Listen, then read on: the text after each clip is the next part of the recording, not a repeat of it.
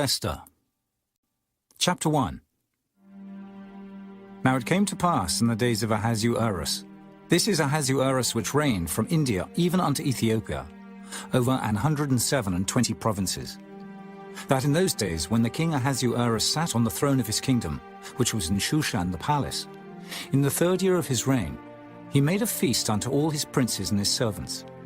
The power of Persia and Media, the nobles and princes of the provinces, being before him. When he showed the riches of his glorious kingdom, and the honor of his excellent majesty, many days, even 180 days. And when these days were expired, the king made a feast unto all the people that were present in Shushan the palace, both unto great and small, 7 days, in the court of the garden of the king's palace, where were white, green, and blue hangings, fastened with cords of fine linen, and purple to silver rings, and pillars of marble. The beds were of gold and silver, upon a pavement of red, and blue, and white, and black marble. And they gave them drink in vessels of gold, the vessels being diverse one from another, and royal wine in abundance, according to the state of the king. And the drinking was according to the law, none did compel. For so the king had appointed to all the officers of his house, that they should do according to every man's pleasure. Also Vashti the queen made a feast for the women in the royal house, which belonged to King Ahasuerus. On the 7th day, when the heart of the king was merry with wine, he commanded Mehuman, Biztha, Arbona, Bigtha, and Abagtha, Zetha, and Carcas, the 7 chamberlains that served in the presence of Ahasuerus the king, to bring Vashti the queen before the king with the crown royal, to show the people and the princes her beauty, for she was fair to look on. But the queen Vashti refused to come at the king's commandment by his chamberlains. Therefore was the king very wroth, and his anger burned in him. Then the king said to the wise men, which knew the times, for so was the king's manner toward all that knew law and judgment. And the next unto him was Karshina, Shethar, Admatha, Tarshish, Meres, Marcina, and Memucan, the 7 princes of Persia and Media, which saw the king's face, and which sat the first in the kingdom. What shall we do unto the queen Vashti according to law, because she hath not performed the commandment of the king Ahasuerus by the chamberlains? And Memucan answered before the king and the princes, Vashti the queen hath not done wrong to the king only, but also to all the princes, and to all the people that are in all the provinces of the king Ahasuerus. For this deed of the queen shall come abroad unto all women, so that they shall despise their husbands in their eyes, when it shall be reported, the king Ahasuerus commanded Vashti the queen to be brought in before him, but she came not. Likewise shall the ladies of Persia and Media say this day unto all the king's princes, which have heard of the deed of the queen. Thus shall there arise too much contempt and wrath. If it please the king, let there go a royal commandment from him, and let it be written among the laws of the Persians and the Medes, that it be not altered, that Vashti come no more before King Ahasuerus. And let the king give her royal estate unto another that is better than she. And when the king's decree, which he shall make, shall be published throughout all his empire, for it is great, all the wives shall give to their husbands honor, both to great and small. And the saying pleased the king and the princes. And the king did according to the word of Memucan. For he sent letters into all the king's provinces, into every province according to the writing thereof, and to every people after their language, that every man should bear rule in his own house, and that it should be published according to the language of every people.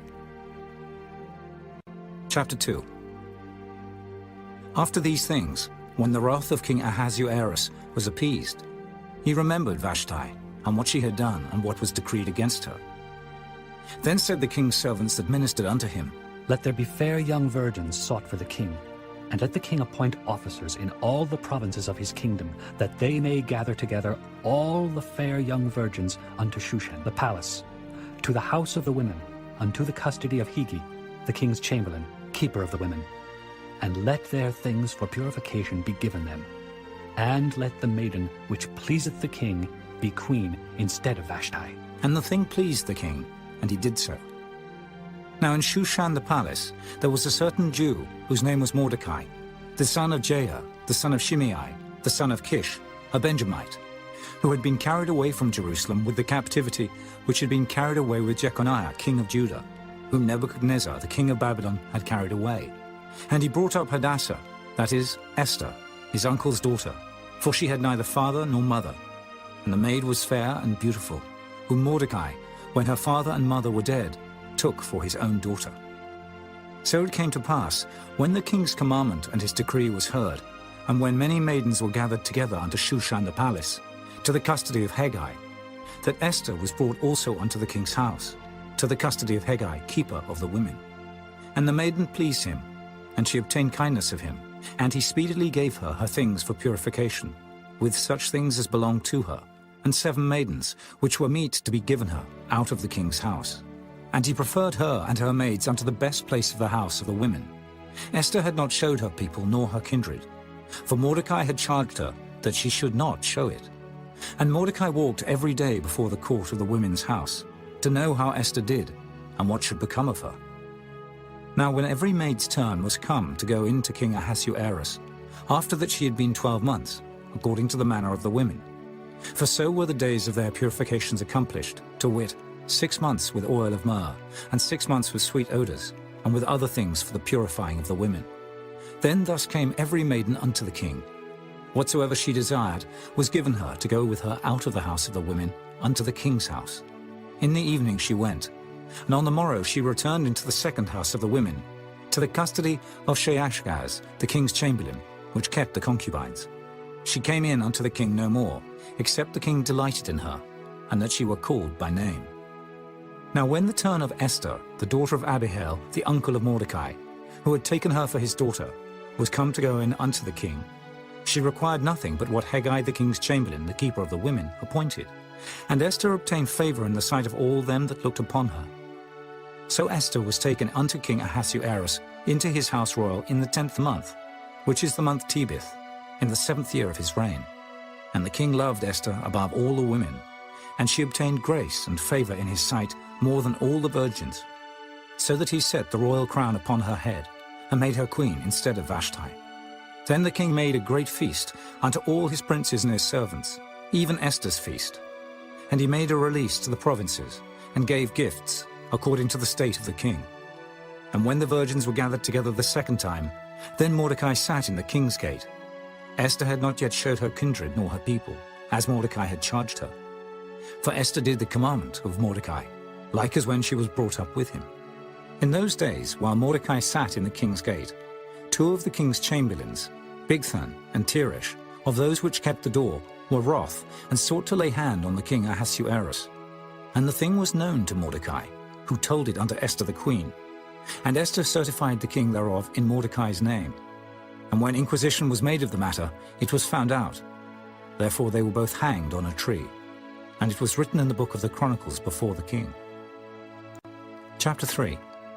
After these things did King Ahasuerus promote Haman, the son of Hammedatha the Agagite, and advanced him, and set his seat above all the princes that were with him.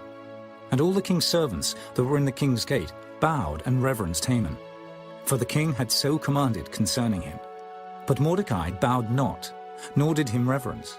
Then the king's servants, which were in the king's gate, said unto Mordecai, Why transgressest thou the king's commandment? Now it came to pass, when they spake daily unto him, and he hearkened not unto them, that they told Haman, to see whether Mordecai's matters would stand. For he had told them that he was a Jew. And when Haman saw that Mordecai bowed not, nor did him reverence, then was Haman full of wrath. And he thought scorn to lay hands on Mordecai alone, for they had showed him the people of Mordecai. Wherefore Haman sought to destroy all the Jews that were throughout the whole kingdom of Ahasuerus, even the people of Mordecai. In the 1st month, that is the month Nisan, in the 12th year of King Ahasuerus, they cast pure, that is the lot, before Haman from day to day and from month to month, to the 12th month, that is the month Adar. And Haman said unto King Ahasuerus, There is a certain people scattered abroad and dispersed among the people in all the provinces of thy kingdom, and their laws are diverse from all people. Neither keep they the king's laws, therefore it is not for the king's profit to suffer them. If it please the king, let it be written that they may be destroyed, and I will pay 10,000 talents of silver to the hands of those that have the charge of the business, to bring it into the king's treasuries. And the king took his ring from his hand, and gave it unto Haman the son of Hammedatha, the Agagite, the Jews' enemy. And the king said unto Haman, The silver is given to thee, the people also, to do with them as it seemeth good to thee. Then were the king's scribes called on the 13th day of the first month, and there was written, according to all that Haman had commanded unto the king's lieutenants, and to the governors that were over every province, and to the rulers of every people of every province, according to the writing thereof, and to every people after their language. In the name of King Ahasuerus was it written, and sealed with the king's ring.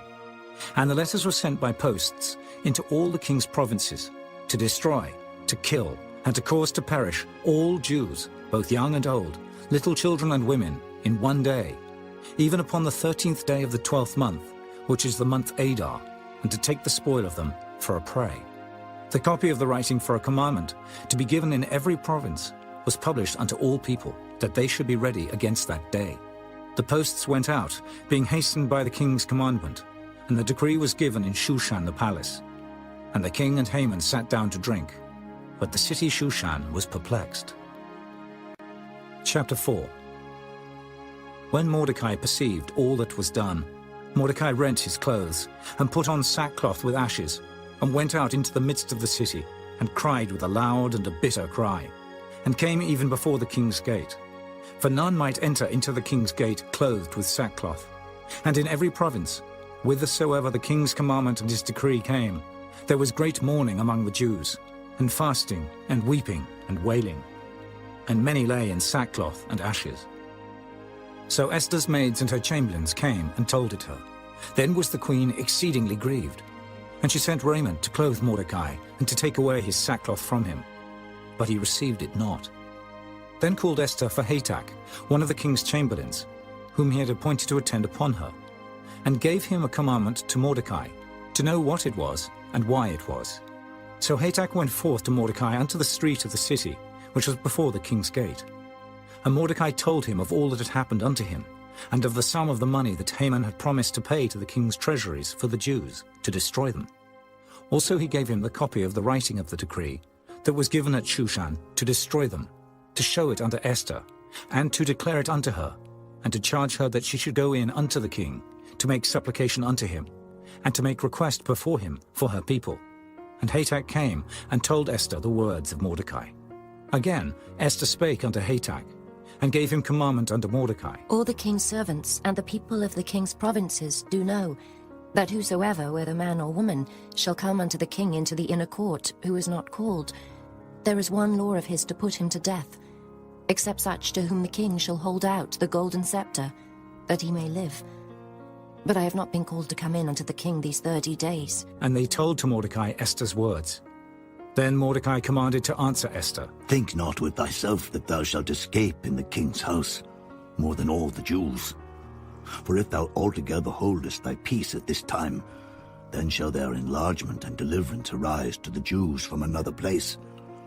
But thou and thy father's house shall be destroyed, and who knoweth whether thou art come to the kingdom for such a time as this?